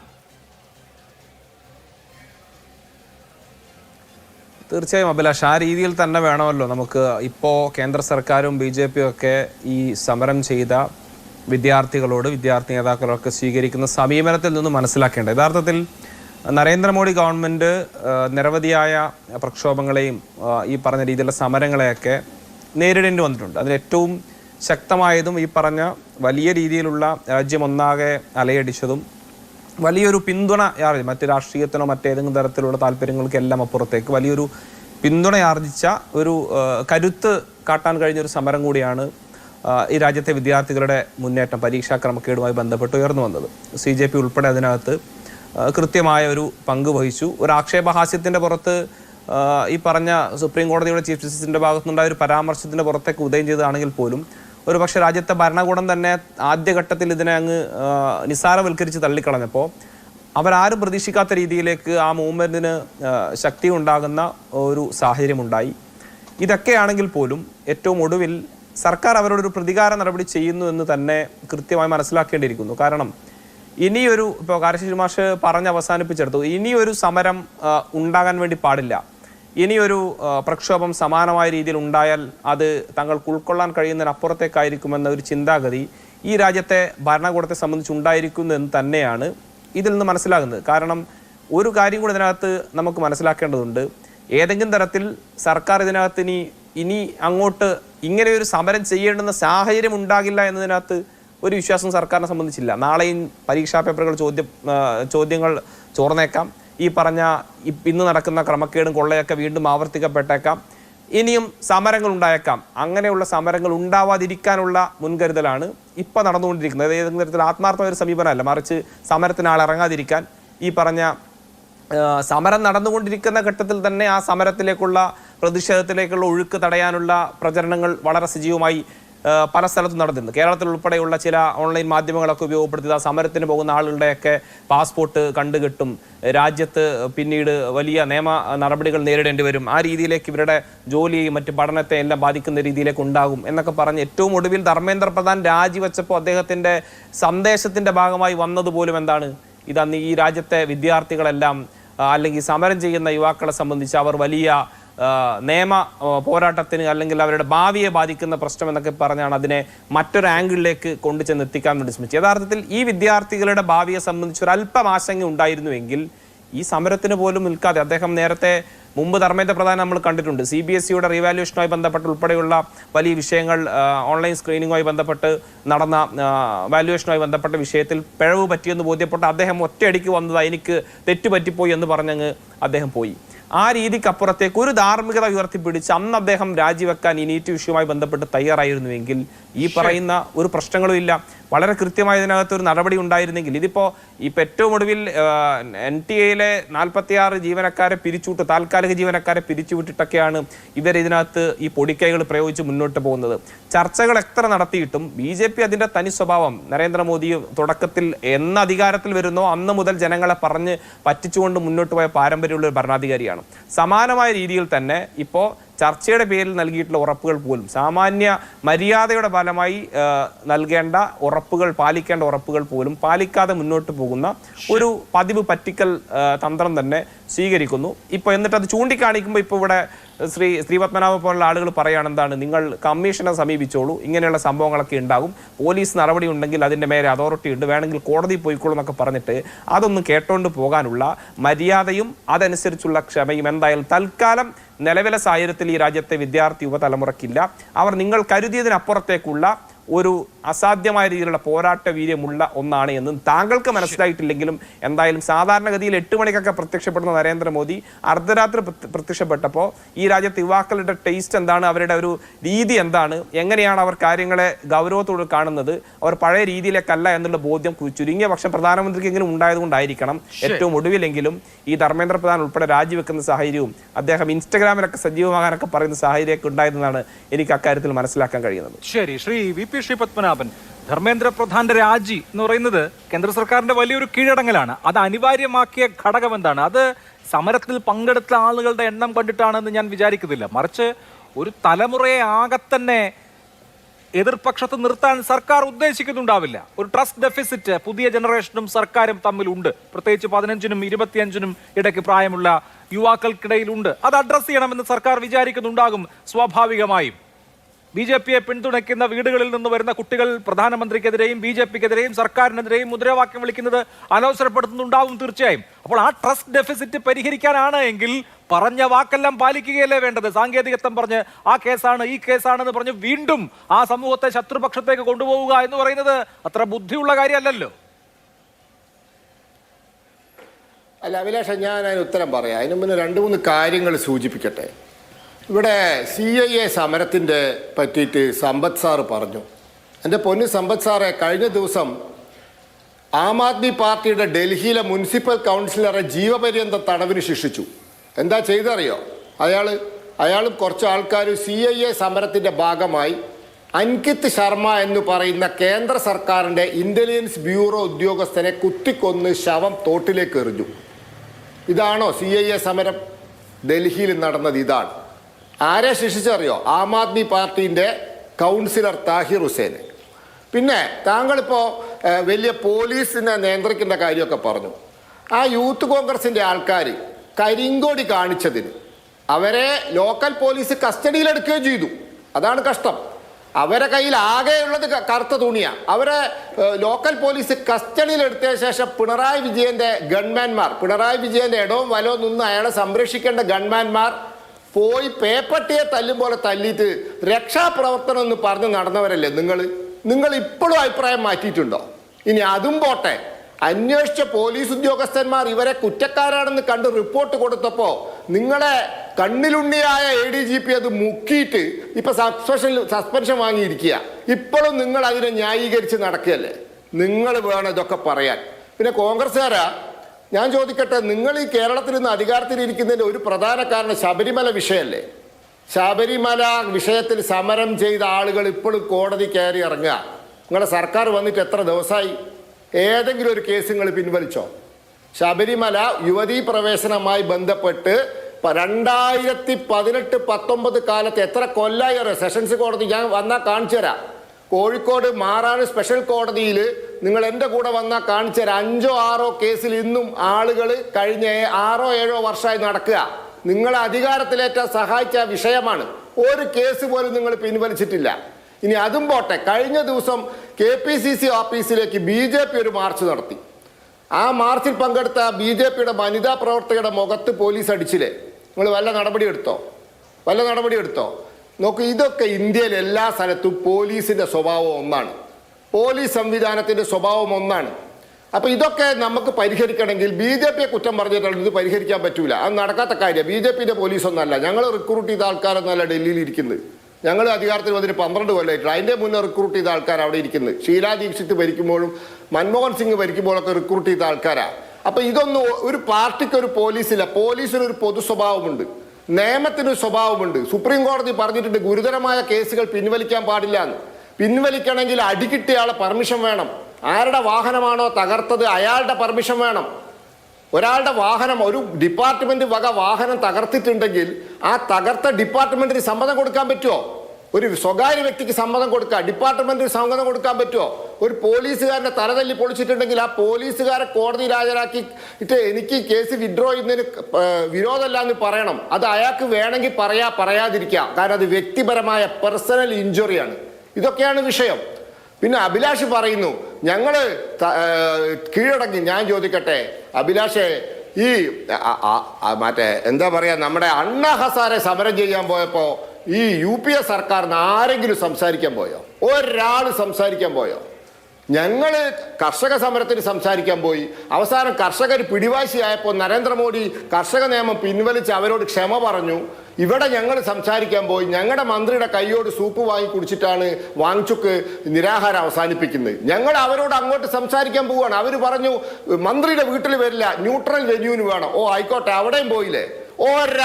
ഒരു മന്ത്രി അല്ലെ, അന്ന് പ്രണബ് കുമാർ മുഖർജിയെ പോലുള്ള വളരെ പക്വമതിമാരായ മന്ത്രിമാരാ മന്ത്രിസഭയിലുണ്ട്. ഒരാൾ അണ്ണാ ഹസാരയോട് സംസാരിക്കാൻ പോയോ? നിങ്ങൾ ആരെങ്കിലും പോയോ? ആശാ വർക്കർമാരോട് സംസാരിക്കാൻ കഴിഞ്ഞ ഇടതുപക്ഷ സർക്കാരിൽ ആരെങ്കിലും പോയോ? ഒരാൾ പോയോ? ആശാ വർക്കർമാർ നിങ്ങളെ അവരെ പരിഹസിക്കുകയും കുറ്റം പറയുകയും ചെയ്ത് നടന്നവരല്ലേ? അപ്പൊ ഇതൊന്നും BJPയെ പഠിപ്പിക്കണ്ട. ഞങ്ങൾ എപ്പോഴൊക്കെ ആരൊക്കെ സമരത്തിന് വന്നോ അവരായി സംസാരിക്കാനും സെറ്റിൽ ചെയ്യാനും പോയവരാ, സെറ്റിൽ ചെയ്തവരാ. ഞങ്ങൾ അവരെ മുന്നിൽ ഞങ്ങൾ വിട്ടുവീഴ്ചയ്ക്ക് തയ്യാറായി സെറ്റിൽ ചെയ്തവരാ. പക്ഷേ ഗുരുതരമായ കുറ്റകൃത്യങ്ങളിലെ കേസുകൾ പിൻവലിക്കാൻ പറ്റില്ല. അത് ഈ രാജ്യത്തിലെ നിയമവ്യവസ്ഥയാണ്. അത് ആർക്കും പിൻവലിക്കാൻ പറ്റില്ല. കാരണം അത് ഇന്നിപ്പോ ഒരു തമാശ ഉണ്ടായിട്ടുണ്ട്. TVKയുടെ വിജയ് കരൂരിൽ അയാൾ പോയപ്പോൾ ഉണ്ടായ സ്റ്റാമ്പേഡിൽ മരിച്ച ആളുകളുടെ ബന്ധുക്കൾക്ക് ജോലി കൊടുത്തു, സർക്കാർ ജോലി. മദ്രാസ് ഹൈക്കോടതി റദ്ദാക്കി. ഒരു രാഷ്ട്രീയ പാർട്ടിയുടെ പരിപാടിക്ക് പോയി മരിച്ചവർക്ക് എങ്ങനെയാ ഗവൺമെന്റ് ജോലി കൊടുക്കുക എന്ന് പറഞ്ഞു, റദ്ദാക്കി. ഇവിടെ സുപ്രീം കോടതി പറഞ്ഞിട്ടുണ്ട് ഗുരുതരമായ കുറ്റകൃത്യങ്ങൾ അങ്ങനെയൊന്നും പിൻവലിക്കാൻ പറ്റില്ല. ആർക്കാണോ പരിക്ക് പറ്റിയ, ആർക്കാണോ നഷ്ടം സംഭവിച്ച അവരെ പെർമിഷൻ വേണം. നടക്കുന്ന കാര്യം ഇതൊക്കെ. സമരം ചെയ്ത കേസ് ഞാൻ നേരത്തെ പറഞ്ഞല്ലോ, വഴി തടസ്സപ്പെടുത്തുക, സമ്മതമില്ലാണ്ട് പ്രകടനം നടത്തുക, നിരോധനാജ്ഞ ലംഘിക്കുക, ഇതൊക്കെ നമുക്ക് പരിഹരിക്കാം. പക്ഷേ ഈ ഗുരുതരമായ കുറ്റകൃത്യങ്ങൾ സാധ്യമല്ല, നിയമ സംവിധാനം അനുവദിക്കുന്നില്ല. ശ്രീ എ സമ്പത്ത്, ഈ സമരത്തിന്റെ ഗതി ഇനി എങ്ങോട്ടായിരിക്കും? സമരം പര്യവസാനിച്ചു കഴിഞ്ഞു, സമരം വിജയിച്ചു കഴിഞ്ഞു. ഒരു സിവിൽ സൊസൈറ്റി മൂവ്മെന്റ് ഒരു ജനാധിപത്യ രാഷ്ട്രത്തിൽ ഇത്ര പെട്ടെന്നൊരു റിസൾട്ട് ഉണ്ടാക്കുക എന്നുള്ളത് അഭൂതപൂർവമാണ്. അത് നമ്മൾ സംഭവിച്ചു കഴിഞ്ഞു. കഴിഞ്ഞ 12 വർഷത്തിനിടെ നേരത്തെ ഇവിടെ സൂചിപ്പിച്ചതുപോലെ കർഷക നിയമങ്ങൾ പിൻവലിക്കാൻ നരേന്ദ്രമോദി സർക്കാരിന് ഇടയായ ഒരു ഘടകമുണ്ടായി. പക്ഷെ എന്നാൽ പോലും അത് 1 വർഷത്തിൽ കൂടുതൽ സമരം ചെയ്തിട്ടാണ്. ഇത് 35 ദിവസത്തെ സമരം കൊണ്ട് ആ സമരത്തിന്റെ മുഴുവൻ ലക്ഷ്യങ്ങളും പൂർത്തീകരിച്ച സമരം വിജയിക്കുക എന്ന് പറയുന്നത് അഭൂതപൂർവമാണ്. ഈ മൂവ്മെന്റിന്റെ ഒരു ഇമ്പാക്ട് എന്തായിരിക്കും? നമ്മുടെ രാഷ്ട്രത്തിലെ വിദ്യാർത്ഥികളും യുവജനങ്ങളും അത് സജീവമായ ഏതെങ്കിലും കക്ഷി രാഷ്ട്രീയ പ്രവർത്തനങ്ങളിൽ വ്യാപൃതരല്ലാത്തവരുൾപ്പെടെയുള്ളവർ അവരെല്ലാവരും എല്ലാ ജാതി, മത, വർണ്ണ, വർഗ, ഭാഷാലിംഗ വ്യത്യാസങ്ങൾക്കപ്പുറമായി ഒരുമിച്ച് കൂടുക. അവരെല്ലാവരും ജന്തർ മന്ദറിലേക്ക് എത്തി എന്നല്ല അഭിലാഷ ഞാനീ പറഞ്ഞത്. രാജ്യത്തിൻ്റെ വിവിധ ഭാഗങ്ങളിൽ വിവിധ രീതികളിലുള്ള പ്രക്ഷോഭങ്ങളിലേക്ക് അവർ വ്യാപിച്ചു. ഇന്ത്യയിലെ ഏറ്റവും വലിയ ഒരു രാഷ്ട്രീയ പാർട്ടിയായിട്ടൊന്നും സി ജെ പിയുടെ രാഷ്ട്രീയം അല്ലെങ്കിൽ അവർ രാഷ്ട്രീയ പ്രവർത്തനവുമായി ബന്ധപ്പെട്ട് വരുന്നതൊക്കെ അത് അവരുടേതായ ഉദ്ദേശ ലക്ഷ്യങ്ങളുമായി ബന്ധപ്പെട്ട് വരേണ്ടതാണ്. പക്ഷെ അവരുടെ അടുത്തൊരു വിഷയമുണ്ട്. ആ വിഷയത്തിൽ നിന്ന് ഒളിച്ചോടാൻ ഈ രാഷ്ട്രത്തിലെ ഒരു പൗരനും കഴിയില്ല, ഒരു രക്ഷകർത്താവിനും കഴിയില്ല, ഒരു വിദ്യാർത്ഥിക്കും കഴിയില്ല, ഒരു അധ്യാപകനും കഴിയില്ല. ഇവിടെ നടന്നിട്ടുള്ള ഇതിപ്പോൾ ഈ BJP മുൻ നേതാവ് ശ്രീ അണ്ണാമലൈ തന്നെ പറഞ്ഞത് കഴിഞ്ഞ 5 കൊല്ലക്കാലത്തിനിടയിൽ ഇതിനു മുമ്പ് 3 തവണ നടന്നു എന്നുള്ളതാണ്. ഇതിലെല്ലാം ഇതിൻ്റെ ഭീകരമായ അർത്ഥത്തിലുള്ളതെല്ലാം വെളിച്ചത്ത് വന്നില്ല. ഇത് വള്ളി ടിപ്പ് ഓഫ് ആൻ ഐസ്ബർഗാണ് നേരത്തെ വന്നത് എന്ന് അണ്ണാമലൈ പറയുന്നു. ആ അണ്ണാമലയെല്ലാം കേരളത്തിലടക്കം കൊണ്ടുവന്ന് എല്ലാം പ്രസംഗിപ്പിച്ചതൊക്കെയാണല്ലോ മുമ്പ്. ഇവിടെ ഇപ്പോൾ ഈ കാര്യത്തിലെല്ലാം നിയമപരമായി ഇത്തരം കാര്യങ്ങൾ അങ്ങനെയാണ് കാര്യങ്ങൾ. ഈ ഗവൺമെൻറ് ചെയ്തിട്ടുള്ളത് എന്താണ്? എനിക്കൊരു 2 മിനിറ്റ് ദയവായി അഭിലാഷ് തരണം. നോട്ട് നിരോധനം ആർക്ക് വേണ്ടി കൊണ്ടുവന്നതാണ്, എന്തിനു വേണ്ടി കൊണ്ടുവന്നതാണ്, പറഞ്ഞ ന്യായീകരണങ്ങൾ എന്തായിരുന്നു? ആജ് രാത് കെ ബാദ് എന്ന് ഏതാണ്ട് ഇതേ സമയത്ത് ഇന്ത്യയുടെ പ്രധാനമന്ത്രിയുടെ ഒരു പ്രഖ്യാപനം ഉണ്ടായിരുന്നു. 500 രൂപയുടെ 1000 രൂപയുടെയും നോട്ടുകളുടെ ഡിമോണിറ്റൈസേഷൻ സംഭവിച്ച് അതിനുശേഷം 2000 രൂപയുടെ നോട്ടുകൾ അച്ചടിച്ചത് ഈ റിസർവ് ബാങ്ക് തന്നെ പറഞ്ഞത് 99.98% നോട്ടുകളും തിരിച്ച് അതുപോലെ വന്നത് എന്നുള്ള പുതിയ നോട്ടടിക്കാനുണ്ടായ ചിലവ് കാര്യങ്ങളെല്ലാം വന്നത് ഏതാണ്ട് 143 ആളുകൾ അവർ ഈ ATM മുമ്പിൽ നിന്ന് ക്യൂ നിന്ന് അതിൽ ആളുകൾ മരിച്ചു വീണ വളരെ നിസ്സാരമായിട്ട് പറയുകയാണ്. അവരുടെ പണമാണ് അവരെടുക്കാനായി പോയത്, ബാങ്കിൽ കിട്ടാത്തത് കൊണ്ട് ഇവിടെ പോയത്. ഇത് ഇന്ത്യയിലെ ഈ ഇൻഫോർമൽ സെക്ടറിൽ അസംഘടിത മേഖലയിലൊക്കെ ഉണ്ടാക്കിയുള്ള പ്രത്യാഘാതങ്ങൾ വളരെ ദൂരവ്യാപകമാണ്.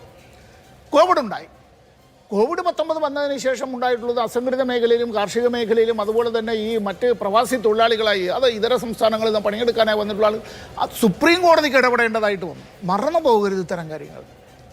പൗരത്വ നിയമ ഭേദഗതിയുമായി ബന്ധപ്പെട്ടുണ്ടായതും അത് സുപ്രീം കോടതിയിൽ നൽകിയതായ സത്യവാങ്മൂലത്തിന് വിരുദ്ധമായ പ്രഖ്യാപനം ഉണ്ടായതും കൂടി ആലോചിക്കണം.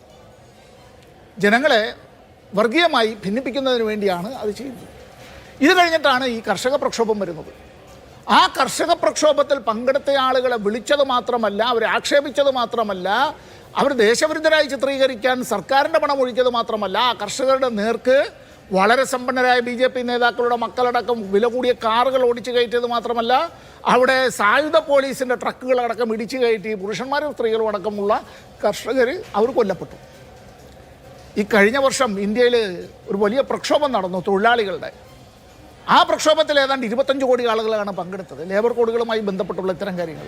ഇപ്പോൾ ഇവിടെ നിയമപരമായി ഞാൻ 1 മിനിറ്റ് കൊണ്ട് നിർത്താം. നമ്മൾ ഫാസ്റ്റ് ട്രാക്ക് കോടതികളെല്ലാം വരുന്നു, വലിയ കാര്യമായിട്ടാണ് പറയുക. ഫാസ്റ്റ് ട്രാക്ക് കോടതികൾ വരും.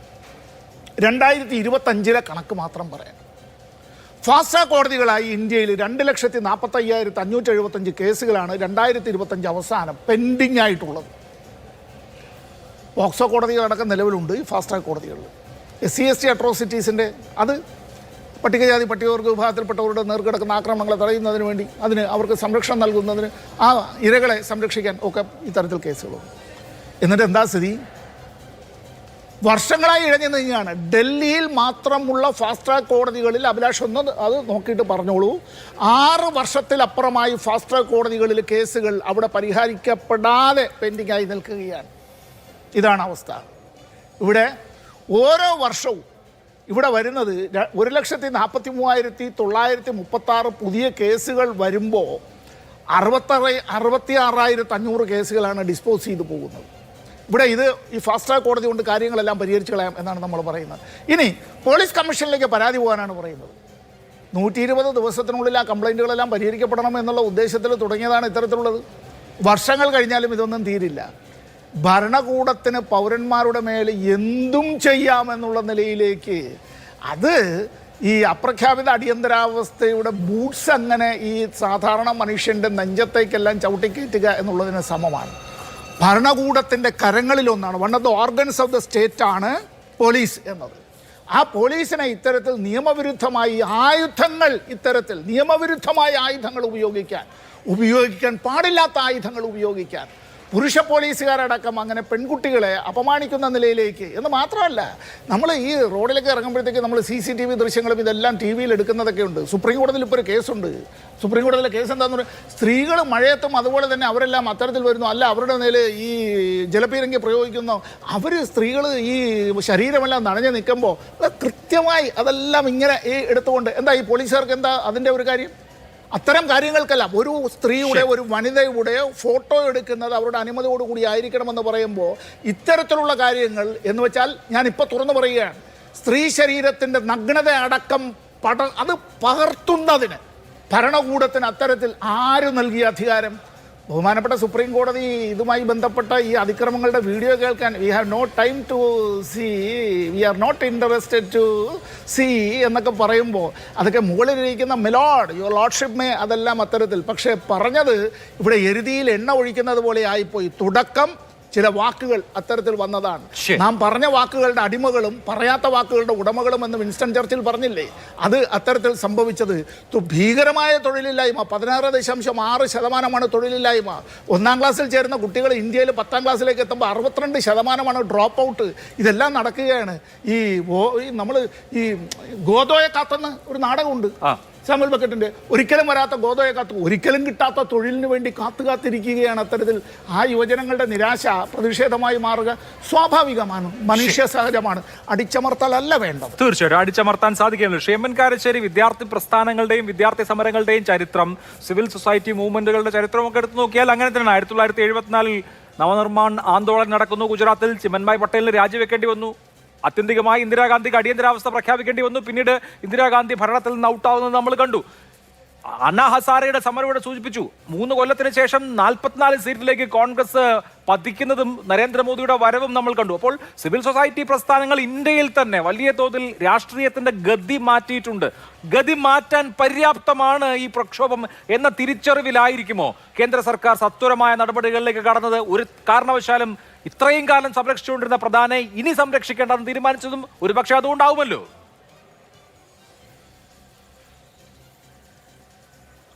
തീർച്ചയായിട്ടും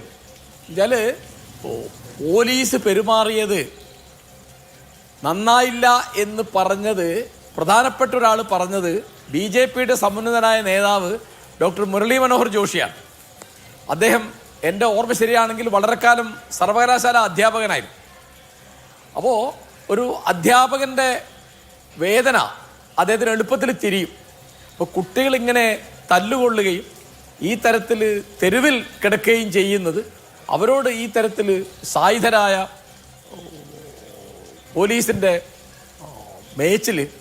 അപ്പോൾ ഇപ്പോൾ എന്തെങ്കിലും തരത്തിൽ അത് പരിഹരിച്ചില്ലെങ്കിൽ കാര്യങ്ങൾ കൈവിട്ടു പോവും എന്ന് തോന്നിയിട്ട് തന്നെയാണ് ധർമ്മേന്ദ്ര പ്രധാൻ രാജിവെക്കണം എന്ന് തീരുമാനിച്ചത്.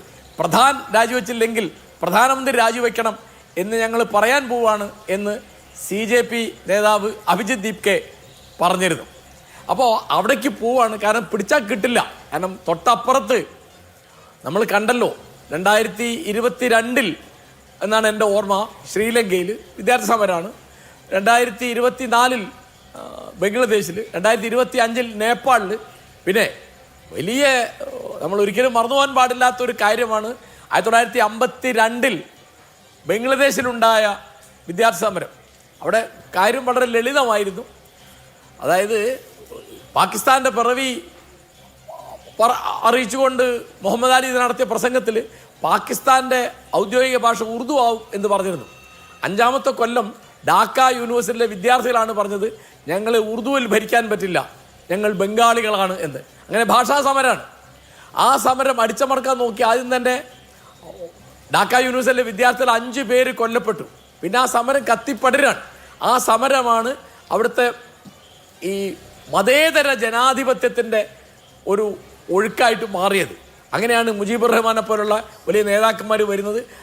19 കൊല്ലം കഴിഞ്ഞിട്ട് 71 ഡിസംബറിൽ ബംഗ്ലാദേശ് എന്നൊരു രാഷ്ട്രം ഉണ്ടാകുന്നതിൻ്റെ മൂല കാരണം എന്ന് പറയുന്നത് അന്നത്തെ വിദ്യാർത്ഥി സമരമാണ്. ഫെബ്രുവരി 21 ആ സമരം. ആ സമരത്തെയാണ് പിന്നീട് UN നമ്മുടെ മാതൃഭാഷാ ദിനം ആയിട്ട് കൊണ്ടാടാൻ തീരുമാനിച്ചത്. നമ്മളിപ്പോൾ ലോകം മുഴുവൻ കൊണ്ടാടുന്നുണ്ട്. അതൊരു വിദ്യാർത്ഥി സമരമാണ്. അപ്പോൾ ആ തരത്തിലൊക്കെ കാര്യങ്ങൾ കൈവിട്ടു പോകാൻ ഇടയുണ്ട് എന്ന് തോന്നിയിട്ട് തന്നെയാണ് അവർ പ്രധാന രാജിവെച്ചിട്ട് തൽക്കാലം സംഘർഷം കുറയ്ക്കാമെന്ന് വിചാരിച്ചത്. പക്ഷേ ഇനി അതിൻ്റെ പ്രതികാരത്തിലേക്കും പകവീട്ടലിലേക്കും ഒക്കെ പോവുക. കാരണം ഇത് വെച്ചിട്ട് അവരുടെ കളി എന്താണ്? ഒന്ന് ക്ഷേത്ര രാഷ്ട്രീയം, വേറെ ഒന്ന് പശു രാഷ്ട്രീയം. ഇപ്പോൾ വന്ദേമാതരം പാടുക. ഈ തരത്തിലുള്ള വൈകാരികതകൾ കൊണ്ട്, മതത്തിൻ്റെയോ ജാതിയുടെയോ ഭാഷയുടെയോ വൈകാരികത കൊണ്ട് ഈ യുവാക്കളെയോ വിദ്യാർത്ഥികളെയോ അടക്കിയിരുത്താൻ പറ്റില്ല എന്നുള്ള തിരിച്ചറിവ് എല്ലാ പാർട്ടിക്കാർക്കും ഉണ്ടായിട്ടുണ്ട്. കോൺഗ്രസ്സുകാർ തന്നെ ഇത്തിരി വൈകിയാണ് അതിൻ്റെ മൂല്യം തിരിച്ചറിഞ്ഞതെന്നാണ് എൻ്റെ തോന്നൽ. അപ്പോൾ ഈ പ്രതികാരം, ഈ പകവീട്ടിൽ, ഈ പറഞ്ഞ വാക്കിൽ നിന്ന് പിന്നോട്ട് പോകുന്ന തരത്തിൽ അതിന് കുറേ ന്യായങ്ങളൊക്കെ പറയാനുണ്ടാവും. ആ ന്യായങ്ങളൊക്കെ പറഞ്ഞാൽ ഒന്നുകൂടി ഈ വിദ്യാർത്ഥി വിഭാഗത്തെ, യുവജന വിഭാഗത്തെ പ്രകോപിപ്പിക്കുക എന്നല്ലാതെ ഒരു പ്രയോജനം ഉണ്ടാവുകയില്ല. കാരണം ഞാനത് ആവർത്തിക്കുകയാണ്, അന്തസ്സായിട്ട് തോൽക്കുന്ന ഒരു ജനാധിപത്യ മര്യാദ അവർ കാണിക്കണം. അത് കാണിക്കാതിരുന്നാൽ തീർച്ചയായിട്ടും സമരം വീണ്ടും ആളി കത്താൻ. ഇപ്പോൾ ഒന്നാമത്തെ കാര്യം, ഇവിടുത്തെ മുഖ്യധാരാ മാധ്യമങ്ങളെയൊക്കെ ഗവൺമെൻറ്റുകൾക്ക് സ്വാധീനിക്കാൻ പറ്റും. ഇതിൻ്റെ ഒരു വലിയ പ്രശ്നം ഇവരുടെ നവമാധ്യമങ്ങളിലുള്ള ഇവരുടെ ശക്തി എന്ന് പറയുന്നത് ചെറിയ കാര്യമല്ല. ഇപ്പം ഞാനൊരു ഉദാഹരണം പറഞ്ഞാൽ, അറസ്റ്റ് ചെയ്ത് കൊണ്ടുപോകുന്ന സമയത്ത് പോലീസുകാരൻ 1-2 കുട്ടികളോട് പറയുന്നുണ്ട്, നിന്നെയൊക്കെ കഞ്ചാവ് കേസിലോ അല്ലെങ്കിൽ മയക്കുമരുന്ന് കേസിലോ അറസ്റ്റ് ചെയ്ത് അകത്തിട്ടാൽ നീയൊക്കെ അവിടെ കിടക്കുകയുള്ളൂ, പുറത്ത് വരില്ല. ഈ സാധനം ഇവരുടെ കയ്യിലുള്ള, ഇവരുടെ ബട്ടണിലുള്ള ക്യാമറയിൽ പതിഞ്ഞു. ആലോചിച്ച് നോക്കൂ, ഇത് ആലോചിക്കാൻ പറ്റില്ല. അപ്പോൾ എങ്ങനെയാണ് അവിടെ ഭക്ഷണം എത്തിയത്, എങ്ങനെയാണ് വെള്ളം എത്തിയത്, എങ്ങനെയാണ് അവർ ആശയവിനിമയം നടത്തിയത്? ഇതിലിവിടുത്തെ മുഖ്യധാരാ മാധ്യമങ്ങളെക്കാളൊക്കെ വലിയ പങ്ക് വഹിച്ചത് നവമാധ്യമങ്ങളാണ്. പുതിയ സാങ്കേതികതയാണ്. ദുബായിലോ കൊണ്ടോട്ടിയിലോ ബോംബെയിലോ ഇരുന്നിട്ട് അവിടേക്ക് ഭക്ഷണം എത്തിക്കാൻ പറ്റും. ഒരു ഓർഡർ പ്ലേസ് ചെയ്തു, അതിൻ്റെ പേയ്മെൻറ്റും കൊടുത്താൽ അവിടെ എത്തും ഭക്ഷണം. അപ്പോൾ ഇവർ ചോദിച്ചാൽ ഇതിനൊക്കെ എവിടെ നിന്നാണ് ഫണ്ട്? അപ്പോൾ ഈ തരത്തിലുള്ള ചാപ്പകുത്തൽ കൊണ്ടൊന്നും കാര്യമില്ല. അതാണ് പുതിയ തലമുറ, അവർ ജെൻസി എന്ന് പറയുന്നത്. അവരുടെ കയ്യിലുള്ള മാധ്യമം എന്ന് പറയുന്നത് വാട്സപ്പോ ഇൻസ്റ്റഗ്രാമോ ഫേസ്ബുക്കോ യൂട്യൂബോ ഒക്കെ ആയിരിക്കും. അത് നിങ്ങൾക്ക് കാണാൻ പറ്റില്ല. പിന്നെ മാത്രമല്ല, ഇതിൻ്റെ വലിയ സാധ്യതകൾ, എന്തൊക്കെ തരത്തിൽ അവർ ഇൻ്റർനെറ്റ് കണക്ഷൻ വിച്ഛേദിച്ചു, അവിടെ ട്രെയിൻ മുടക്കി, അതുകൊണ്ടൊന്നും ആ സമരം ഒന്നുകൂടി ആളി കത്തുക എന്നല്ലാതെ വേറൊന്നും ഉണ്ടായില്ല. അപ്പോൾ ഇതൊരു ജനാധിപത്യത്തിൻ്റെ, മതേതരമായ ജനാധിപത്യത്തിൻ്റെ, ദേശീയതയുടെ, അതാണ് അവർ ദേശദ്രോഹം എന്നാണ് പറയുന്നത്. ആ കുട്ടികൾ ദേശാഭിമാനികളാണ് എന്നാണ് അവരുടെ വാക്കും പ്രവൃത്തിയും അവരുടെ ചേഷ്ടകളും മുഴുവൻ കാണിച്ചത്. അവർ പറയുന്നത് അവരിയ്ക്കുന്ന മണ്ഡലത്തിൻ്റെ അന്തസ് അതാണ്. അവിടെ വലിയ ക്വസ്റ്റ്യൻ പേപ്പർ മാഫിയ കയറിയിട്ട് നിരന്തരമായി ഇത് ചെയ്തുകൊണ്ടിരിക്കുകയാണ്. അത് ഞാൻ ആവർത്തിക്കുകയാണ്, അതൊക്കെ വലിയ കോടികളുടെ അഴിമതിയാണ്.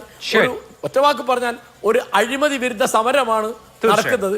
കുട്ടികൾ അവരുടെ ഭാവിക്ക് വേണ്ടി പൊരുന്നവരാണ്. അവർ പിന്നോട്ട് പോകും എന്ന് വിചാരിക്കുന്നത് മണ്ടത്തരം മാത്രമായിരിക്കും. ശരി, ശ്രീ ഷമ്മാസ്, ഇതിൽ KSUവിന്റെ നേതാവാണല്ലോ താങ്കൾ. മുഖ്യധാര വിദ്യാർത്ഥി സംഘടനകൾക്കും മുഖ്യധാര രാഷ്ട്രീയ പ്രസ്ഥാനങ്ങൾക്കും പഠിക്കാൻ ഒരുപാടില്ലേ? ഇന്ത്യയിലെ പ്രതിപക്ഷ കക്ഷികൾ വിചാരിച്ചിട്ട് ഏതെങ്കിലും ഒരു മന്ത്രിയെ രാജിവെപ്പിക്കാനോ സർക്കാരിനെ കൊണ്ട് മുട്ടുകുത്തിക്കാനോ കഴിഞ്ഞിട്ടില്ല. പക്ഷേ 35 ദിവസം CJP എന്ന് ഇപ്പോൾ മാത്രം രൂപം കൊണ്ട, സാമൂഹ്യ മാധ്യമങ്ങൾ രൂപം കൊണ്ട ഒരു പ്രസ്ഥാനത്തിന് അത് സാധിച്ചു എന്ന് പറയുമ്പോൾ തീർച്ചയായിട്ടും അതിൽ പഠിക്കാൻ പാഠങ്ങൾ ഉണ്ടാവുമല്ലോ. പുതിയ രാഷ്ട്രീയം എങ്ങനെയാണ് എന്നതിന്റെ സൂചന അതിനകത്തുണ്ടല്ലോ.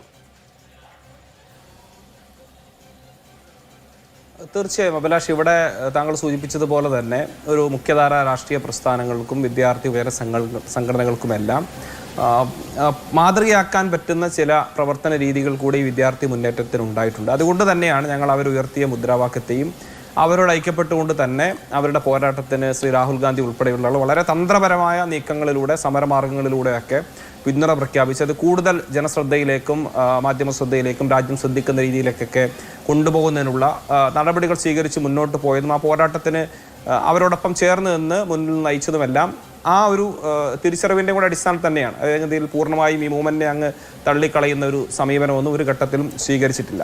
അതിനോടൊപ്പം തന്നെ ചേർത്ത് വായിക്കേണ്ട ചില കാര്യങ്ങൾ കൂടിയുണ്ട്. ശ്രീ രാഹുൽ ഗാന്ധി ഉൾപ്പെടെ അദ്ദേഹം ഈ പറഞ്ഞ പെല്ലറ്റ് ഗൺ ഉപയോഗിച്ചുള്ള അക്രമത്തിൽ പരിക്കേറ്റ 19 വയസ്സുകാരനെ ഡൽഹി യൂണിവേഴ്സിറ്റിയിലെ ഒരു സഹിൽ എന്ന് പറയുന്ന വിദ്യാർത്ഥിയുമായി ബന്ധപ്പെട്ട് പത്രസമ്മേളനം ഉൾപ്പെടെ നടത്തി ഇതിൻ്റെ ഈ പോലീസ് അതിക്രമത്തിൻ്റെയൊക്കെ ഭീകരതയൊക്കെ തുറന്നു കാണിക്കുന്ന രംഗങ്ങളുണ്ടായി. ഇവിടെ BJPയുടെ പ്രതിനിധി ശ്രീ പത്മനാഭൻ പറയുന്നത് കേട്ടാൽ തോന്നും ഒരുപക്ഷെ അദ്ദേഹം മൻമോഹൻ സിംഗിനെയും ഷീലാ ദീക്ഷിത്തിനെയൊക്കെയാണ് ഇതിലേക്ക് വന്നത്. പറയുന്നത് കേട്ടാൽ ഒരുപക്ഷെ രാഹുൽ ഗാന്ധിയുടെ പ്രിയങ്കരനായ പിതാവ് ശ്രീ രാജീവ് ഗാന്ധിയൊക്കെ ഉള്ള പ്രധാനമന്ത്രിയായിരുന്ന കാലത്ത് അന്ന് സർവീസിൽ കയറിയ ആളുകളൊക്കെ ആയിരിക്കും ഇന്ന് ഒരു പക്ഷേ അത് അത്രയും പ്രായമുള്ള ആളുകളൊക്കെ ആ റാപ്പിഡ് ആക്ഷൻ ഫോഴ്സിൻ്റെ ഒക്കെ ഭാഗമായിട്ടുണ്ടായിരുന്നു എന്നാണ് പല ചിത്രങ്ങളിൽ നിന്ന് നമുക്ക് മനസ്സിലാക്കുന്നത്. ആ രീതിയിലേക്കൊക്കെ ഉള്ള ഇവരുടെ ന്യായീകരണങ്ങളും ഇത്തരം വാദഗതികളും കാണുമ്പോൾ യഥാർത്ഥത്തിൽ എന്തുകൊണ്ടാണ് ഇവരൊക്കെ സംഘപരിവാറായതും BJPക്ക് വേണ്ടി ശബ്ദിക്കേണ്ടി വരുന്നത് എന്നത് കൃത്യമായി ബോധ്യപ്പെടുകയാണ്. ഇത്രയും ഗുരുതരമായൊരു പ്രതിസന്ധി, ഒരു പ്രശ്നമുണ്ടായിട്ട് ആരോടാണ് യഥാർത്ഥത്തിൽ ഇവർ യുദ്ധം ചെയ്തത്? ഈ രാജ്യത്തെ ഭരണകൂടം യഥാർത്ഥത്തിൽ യുദ്ധം ചെയ്തത് ഈ പറഞ്ഞ വിമാനങ്ങളിൽ ഉൾപ്പെടെ സേനയെ ഡൽഹിയിലെത്തിച്ച് യുദ്ധം പ്രഖ്യാപിച്ചത് യഥാർത്ഥത്തിൽ ഒരു ഘട്ടത്തിൽ ആരോടായിരുന്നു? ഈ രാജ്യത്തെ വിദ്യാർത്ഥികളോട്, യുവതലമുറയോടല്ലേ? എത്രയോ കഷ്ടപ്പെട്ട് നമ്മളൊക്കെ ഒരു വലിയ പ്രാധാന്യത്തോടുകൂടി നമ്മുടെ രക്ഷിതാക്കൾ നോക്കിക്കാണുന്ന മക്കളുടെ വിദ്യാഭ്യാസം, ഈ നീറ്റ് പരീക്ഷയായാലും മറ്റ് CBSE പരീക്ഷകളാണെങ്കിലും രാജ്യത്ത് നടക്കുന്ന എല്ലാ തരത്തിലുള്ള പരീക്ഷകളാണ്. യഥാർത്ഥത്തിൽ പരീക്ഷകളല്ല, ഇതൊക്കെ ഈ മോദി ഗവൺമെൻറ് കാലത്ത് ഒരു പരീക്ഷണങ്ങളായിരുന്നു. വിദ്യാർത്ഥികളെ സംബന്ധിച്ച് ഈ പരീക്ഷകൾ എന്നുള്ളത് മുഴുവൻ ഒരു പരീക്ഷണമാകുന്ന ഒരു കാലഘട്ടത്തിലൂടെയാണ് നമ്മൾ ഇപ്പോഴും കടന്നുകൊണ്ടിരിക്കുന്നത്. ആ വിദ്യാർത്ഥികളെ സംബന്ധിച്ച് അവരുടെ രക്ഷിതാക്കളുടെ വിയർപ്പിൻ്റെ, അധ്വാനത്തിൻ്റെ, ഈക്കിരിപ്പിൻ്റെ ഒക്കെ ഭാഗമായി തങ്ങളുടെ മക്കളുടെ വിദ്യാഭ്യാസത്തിനും അവരുടെ ഭാവിക്കും ഒരു തരത്തിലുള്ള പ്രയാസവും ഉണ്ടാകാൻ പാടില്ല എന്ന് എത്രയോ കഷ്ടപ്പെട്ട് മുന്നോട്ട് പോകുന്ന ഈ രാജ്യത്തെ രക്ഷിതാക്കളുടെയും യുവാക്കളുടെയും ഒക്കെ കണ്ണീരിൻ്റെ മുകളിലാണ് ഇവരൊക്കെ അഹങ്കാരത്തിൻ്റെ കസേരയിട്ടിട്ടിരുന്നത്. ആ താക്കീതാണ് കൃത്യമായി ഈ രാജ്യത്തെ വിദ്യാർത്ഥി സമൂഹം ഈ പ്രതിഷേധങ്ങളിലൂടെ വിളിച്ചു പറഞ്ഞത്. അത് തിരിച്ചറിയാൻ ഇനിയും അവർക്ക് കഴിഞ്ഞിട്ടില്ല എങ്കിൽ ഇതിലും വലിയ പ്രത്യാഘാതങ്ങൾ നേരിടേണ്ടി വരും. നാളെ നരേന്ദ്രമോദി എന്നല്ല, ഇതിനകത്ത് ഏത് കൊടികുത്തിയ ഭരണാധികാരിയാണെങ്കിലും ഇതിനു മുമ്പിൽ പതനം എന്നത് സ്വാഭാവികമാകുന്ന രീതിയിലേക്ക് കാര്യങ്ങൾ ചെന്നെത്തും എന്നുള്ള കാര്യത്തിൽ ഒരു തർക്കമില്ല. ശരി, ശ്രീ പത്മനാഭൻ, ഈ സമരത്തിന്റെ ഉപോൽപ്പന്നങ്ങൾ എന്തൊക്കെയാണ് എന്ന് പരിശോധിക്കുമ്പോൾ നോക്കൂ, ഉണ്ടായിരുന്ന പ്രതീതി എന്താണ്? ഈ സർക്കാർ പരമശക്തമാണ്, സർവശക്തമാണ് എന്നുള്ളതായിരുന്നു. നരേന്ദ്രമോദിക്ക് താൻ അമാനുഷനാണോ എന്ന സംശയം പോലും ഉണ്ടായിരുന്നു. 2024 തെരഞ്ഞെടുപ്പ് മുമ്പുള്ള ഒരു ടെലിവിഷൻ അഭിമുഖത്തിൽ അദ്ദേഹം തന്നെ ആ സംശയം പ്രകടിപ്പിക്കുന്ന പോലും ഉണ്ടായിരുന്നു. ആ ഒരു പ്രതിച്ഛായ, അതിശക്തമായ അജയ്യമായ ഒരു അധികാരം എന്ന ആ പ്രതിച്ഛായ അല്ലെങ്കിൽ ആ പ്രതീതി ഇല്ലാതായിരിക്കുന്നു. ഇത് ജനങ്ങൾക്ക് മുമ്പിൽ വഴങ്ങുന്ന ഒരു സർക്കാരാണ് എന്ന പ്രതീതി ഉണ്ടായിരിക്കുന്നു. ആ വലിയ ശക്തിയുടെ പ്രതീതി എന്ന് പറയുന്നത് ഇല്ലാതായിരിക്കുന്നു. ആ നിലയ്ക്കൊക്കെ നോക്കിയാൽ അതിന്റെ രാഷ്ട്രീയ വായനകൾ സാധ്യമാണ്. ദുർബലമായിക്കൊണ്ടിരിക്കുന്ന ഒരു സർക്കാരാണെന്ന സന്ദേശമല്ലേ ജനങ്ങൾക്ക് ഈ സർക്കാരിനെ കുറിച്ച് കിട്ടുന്നത്? ഭാരതീയ ജനതാ പാർട്ടി അഹങ്കാരം തൊട്ട് തീണ്ടാത്ത പാർട്ടിയാണ്. കാരണം ഞങ്ങൾ ഇന്ത്യ ഭരിക്കാൻ ഞങ്ങളുടെ നേതാക്കന്മാർക്ക് കുടുംബപരമായി അവകാശം കിട്ടിയിട്ടുണ്ട് എന്ന് വിശ്വസിക്കാത്തവരാണ്. ഞങ്ങളുടെ നേതാക്കന്മാരൊക്കെ സാധാരണ കുടുംബത്തിൽ നിന്ന് വരുന്നവരാണ്. നരേന്ദ്രമോദീൻ്റെ അച്ഛൻ റെയിൽവേ സ്റ്റേഷനിൽ ചായക്കട നടത്തിയ ആളാണ്. രാജ്നാഥ് സിംഗിൻ്റെ അച്ഛൻ ഒരു കൃഷിക്കാരനാണ്. സുഷമ സ്വരാജിൻ്റെ അച്ഛൻ കൃഷിക്കാരനായിരുന്നു. അമിത്ഷാൻ്റെ അച്ഛൻ ഒരു പൈപ്പ് ഫാക്ടറി നടത്തിയ ആളാണ്. ഞങ്ങളൊന്നും തലമുറകളായി അധികാരം കടിച്ചു പിടിച്ച് വെച്ചവരൊന്നല്ല. അത് ഞങ്ങളൊക്കെ താഴേ തട്ടുന്ന് വന്നവരാ. എല്ലാവരും താഴേ തട്ടുന്ന് വന്നവരാ. അതുകൊണ്ട് ഞങ്ങൾക്ക് ജനങ്ങളായിട്ട് നല്ല ബന്ധമുണ്ട്. ജനങ്ങളുടെ വിഷയങ്ങളൊക്കെ ഞങ്ങൾ ഇടപെടും. ഞങ്ങൾ സമരങ്ങളെയൊക്കെ മര്യാദയ്ക്കാണ് നേരിട്ടത്. അതുകൊണ്ടാണ് ഞാൻ ചോദിക്കട്ടെ, ഇപ്പോൾ ഇത്രയും നേരം പ്രസംഗിച്ചല്ലോ ഇവിടെ സമ്പത്ത് സാറ്, ഒരക്ഷര രക്ഷാപ്രവർത്തനത്തെ പറ്റി മിണ്ടൂല. ഞങ്ങൾ വിഷയങ്ങളെ സംസാരിക്കുന്നു, അവർ വിഷയം സംസാരിക്കുന്നില്ല. ശബരിമല കേസിനെ പറ്റി കോൺഗ്രസിന്റെ പ്രതിനിധി മിണ്ടുന്നുണ്ടോ? ഒന്ന് പറയണം രമേശ് ചെന്നിത്തലയോട്. ഈ കേസുകൾ പിൻവലിക്കാൻ നിങ്ങളെ അധികാരത്തിലെത്തിച്ച ശബരിമല പ്രക്ഷോഭ നിങ്ങൾക്ക് ഇന്ന് അവസ്ഥ സൃഷ്ടിച്ച് ഒരു കേസ് പിൻവലിക്കുക. ഒരു കേസ് നിങ്ങൾ പിൻവലിച്ചിട്ടില്ല. കോൺഗ്രസ് പ്രവർത്തകന്മാർ കേസ് കയറി ഇറങ്ങുക അപ്പോഴും അതുപോലും പിൻവലിച്ചിട്ടില്ല. അതടക്കട്ടെ, നിൽക്കട്ടെ നിൽക്കട്ടെ നിൽക്കട്ടെ. നിങ്ങൾ വലിയ വർത്താനം പറയരുത്. ഞാൻ പറയട്ടെ,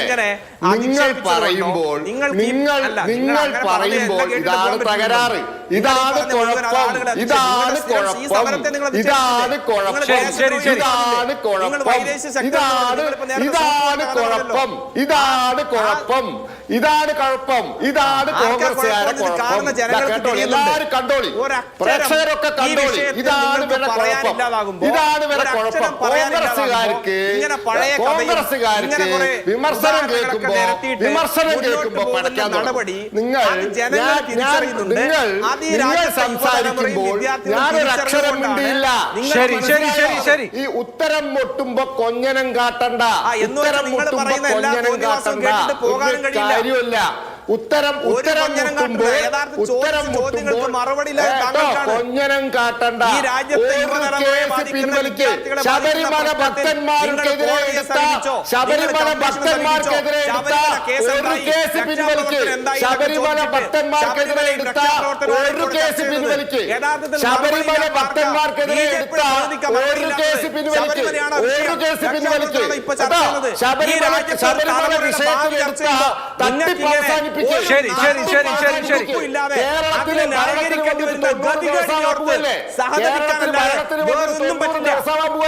കള്ളത്തരം നിർത്ത്, കള്ളത്തരം നിർത്ത്. ഞങ്ങൾ ചെയ്യേണ്ട കാര്യങ്ങൾ ഭംഗിയായി ഞങ്ങൾ ചെയ്യുന്നുണ്ട്. നിറവേറ്റി വാഗ്ദാനങ്ങൾ നിറവേറ്റി തന്നെ മുന്നോട്ട് പോകും. ഈ രാജ്യത്ത് ഉണ്ടാകാൻ ശബരിമല വിഷയത്തിലെടുത്ത കേസ് പിൻവലിക്ക്. ശബരിമല വിഷയത്തിലെടുത്ത കേസ് പിൻവലിക്ക്. ശരി ശരി നമ്മുടെ സമയം അതിക്രമിക്കുന്നുണ്ട്. ശ്രീ എ സമ്പത്ത്, ഇപ്പൊ കേരളത്തിലടക്കം വളരെ പ്രകോപനപരമായ പല പരാമർശങ്ങൾ ഉണ്ടാവുന്നത് കണ്ടു. അത് അനുകൂലിച്ചും പ്രതികൂലിച്ചും ഒക്കെ. അത്തരം കാര്യങ്ങൾക്കെതിരെയൊക്കെ കേസെടുക്കാമോ എന്ന പ്രശ്നം പോലുമുണ്ട്. ഇപ്പൊ ടി ജി മോഹൻദാസ് ഈ സമരക്കാരെ ആകെ ആക്ഷേപിക്കുന്ന, ഞാനാണെങ്കിൽ വെടിവെച്ചു കൊന്നേനെ എന്ന് പറയുന്നത് കണ്ടു. ഈ സമരത്തിന്റെ തുടർച്ച എന്തായിരിക്കും? ഇതുകൊണ്ട് കേന്ദ്ര സർക്കാർ കീഴടങ്ങി അവസാനിപ്പിക്കും എന്ന് വിചാരിക്കുന്നുണ്ടോ? അഭിലാഷേ, ഇത് ഒരു കീഴടങ്ങൽ എന്നുള്ളതിൻ്റേതല്ല. ഒരു സർക്കാർ, ഒരു ഗവൺമെൻറ് ജനാധിപത്യ പ്രക്രിയയിൽ ജനങ്ങളോടുള്ള ഉത്തരവാദിത്വം നിർവഹിക്കണം. ഞാൻ ഈ പല BJP സംഘപരിവാർ നേതാക്കൾ ചില ചർച്ചകളിൽ ചില ചോദ്യങ്ങൾ ഉന്നയിച്ചാണ്. ഞാൻ ഒറ്റ മിനിറ്റ് എടുത്തോട്ടെ ഈ ഒരു കാര്യത്തിൽ. ചില ചരിത്രങ്ങൾ ശ്രീപത്മനാഭൻ ഉൾപ്പെടെയുള്ളവർ നമ്മുടെ പ്രേക്ഷകരെ മനസ്സിലാക്കണം.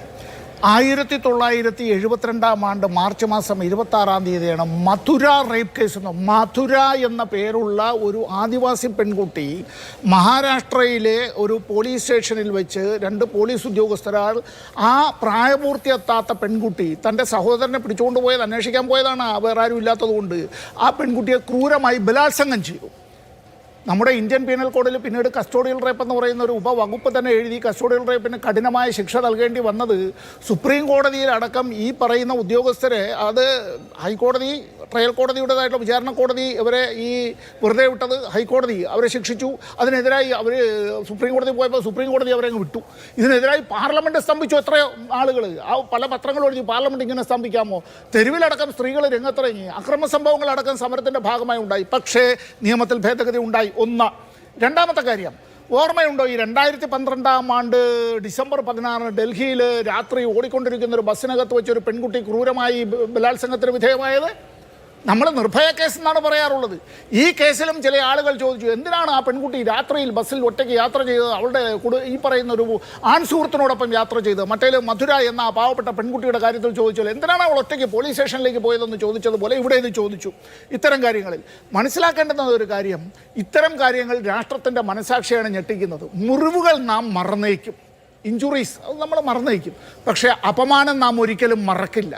ആ അപമാനത്തിനെതിരായിട്ടുള്ള പോരാട്ടം നടന്നുകൊണ്ടേയിരിക്കും. എല്ലാ ഭീകരന്മാരായ ഗോലിയാത്തുകളും ചെറിയ ദാവീദിൻ്റെ കയ്യിലിരിക്കുന്ന കണവയാലാണ് അടിതെറ്റി വീഴുക. എത്ര ഭീകരന്മാരായിരുന്നാലും കുട്ടികളുടെയും യുവതയുടെയും മുന്നിൽ അവർ ഒന്നുമല്ല. The child is the father of മാൻ. മനസ്സിലാക്കണം. തീർച്ചയായിട്ടും നമുക്ക് എന്തായാലും എന്താണ് ഇതിന്റെ തുടർച്ച നോക്കാം. വളരെ നന്ദി 4 പേർക്കും.